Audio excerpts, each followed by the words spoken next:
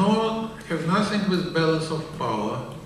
It has nothing with infiltration, communism, or Soviet power into the South America. It is just very simple and very dangerous what happened during the Cold War. It was the obligation or burden of the great power or superpower.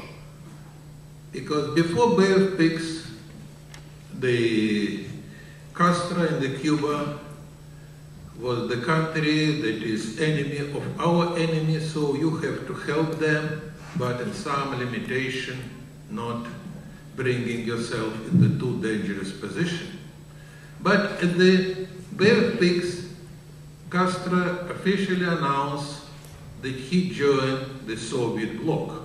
And everything put upside down, because after that, Soviet Union have the same obligation to defend all her allies, good, bad, everybody. The same as Americans, you remember that President Kennedy told about philosophy, the son of the beach, but he's our son of the beach. We have to defend all. So, Cuba became for the Soviet Union the same as West Berlin for the United States. Small, useless piece of land, deep inside hostile territory, but if you will not protect it, even risking nuclear war, you will lose the face of the great power. And as my father told me, we could not protect Cuba diplomatically, nobody will listen us in the United Nations. We cannot protect Cuba with conventional forces because we have no navy and America control all communication. We have to send them very powerful signal. Don't invade Cuba, we are serious. So this was the powerful diplomatic signal, don't invade Cuba. By the way, all this Cuban Missile Crisis was filled with these very powerful signals. Thank you very much. And of course, those missiles. When we talk about Soviet strength of the time, your figures are arithmetically correct, absolutely, because for each missile, United States have not maybe 10 missiles, but I think maybe 20 or more.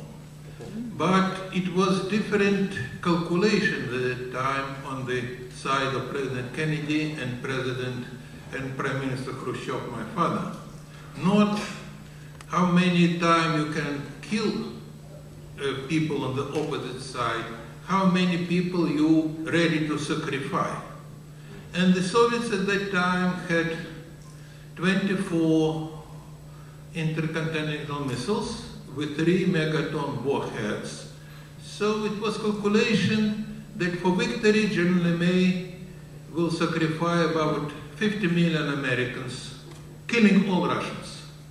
And it was, this calculation was not acceptable, not for Khrushchev, not for Kennedy, because they don't want to sacrifice these millions of the people just for the victory on the opposite side. And here it is different mentality of the politicians who understood the nature of the nuclear age, and the military who still lived in the Second World War, like General May, the famous general, that we will bomb as much as we can and then we'll win. But who needs such victory? Good morning, I'm Ken Jack. I'd like to direct this to Dr. Khrushchev. Your father was in charge of the Soviet government when Gary Powers U-2 was shot down, and obviously aware of the reconnaissance capabilities of the United States. What I was interested in when I was researching and writing my book was why didn't he recognize that your introduction of missiles to Cuba would be found by U.S. reconnaissance? We lived in the Cold War, and the conditions were set by the John Foster Dulles. It will be on the brink of the war. And you have to balance on this brink of the war, because other way you have a surrender, or you have to step back and opposite side will make step forward, nothing will change. So it was the military operation. In each military operation, you have the chance that it will be discovered by the adversary sooner or later, and took in the account, and they tried to make it as successful as possible. And I will say it was very successful, because when they were discovered, they were there on the place, they have all the warheads there, they were very close to readiness, and my father told that he will officially announce about these missiles in Cuba just after American elections. Because he told that during elections America is unpredictable and later it will be just easier. And he expected it will be some crisis. He didn't expect this magnitude of crisis. I will talk about this later.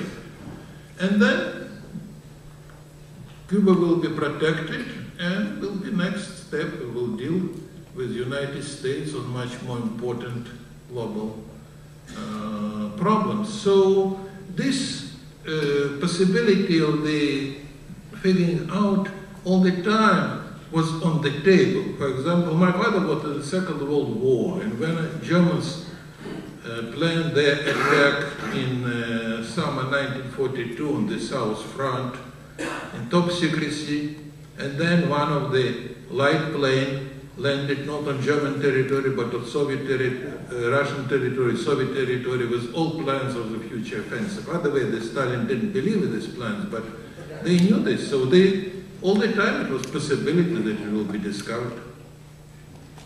Thank you. I'd like to address this to Dr. Khrushchev. I mean, the decision process that President Kennedy and his team went through has been extensively analyzed over the decades. There have been many books written about it, and there has even been several movies made about processes they went through. Could you briefly kind of outline the decision process that your father and his team of advisors went through on their side, kind of as a counterpart to what we've been more familiar with in this country? It was not very different that it was in the ex-com. Maybe one difference that it was the electoral process, so President Kennedy was a little bit more different position, because he wanted everybody to express their opinion that was make the ex-com meeting more like a conference. And Khrushchev, in the Kremlin, they met the high leadership at that time, it's named Presidium and Central Committee, the representative of the military, that means the defense minister and chief of staff, we say, the head of the general staff. Sometimes there was also the military intelligence. For some reason that I don't know, KGB intelligence was not involved in the crisis. They were put aside.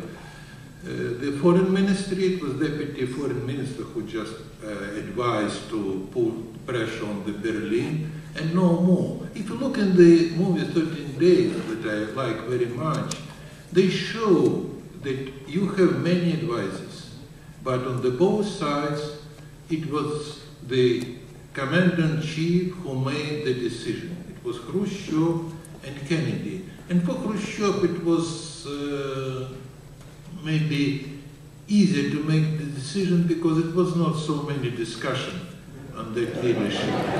Because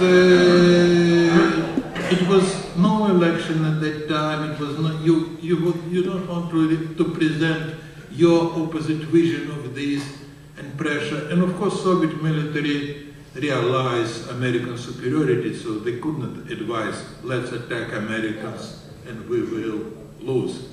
But you know,